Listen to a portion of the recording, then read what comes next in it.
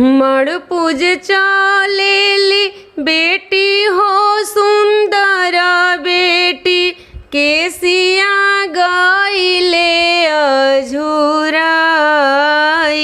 जी। कैसन बढ़ैया तोहरो बाड़े पापा मारो के बसना छिलाई जी।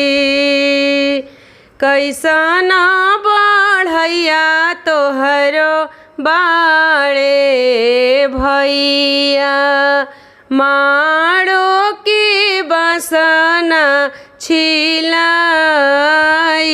जी। मड़ पूज चलेली बेटी हो सुंदर बेटी आमानवा ढरे लोर जी। लोरवा ढरत जब पापा जी देखेले पापा पूछले एक बात जी। काहे के सुंदर बेटी लिहालू जनमावा आमानवा ढरे लोर जी।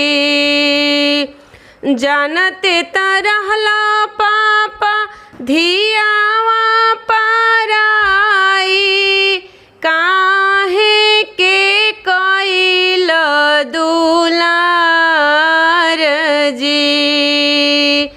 आतना दुलार पापा भैया के करीती जेकरा से वंश तोहार जी।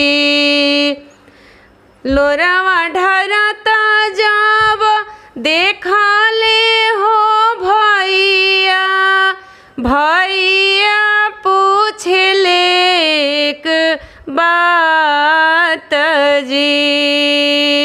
दूधावा के ने की नाही दिहालू ए बहिनी लगलू सुंदर बर के साथ जी। दूधावा के ने की नाही दिहालू ए बेटी लगलू सुंदर बर के साथ जी।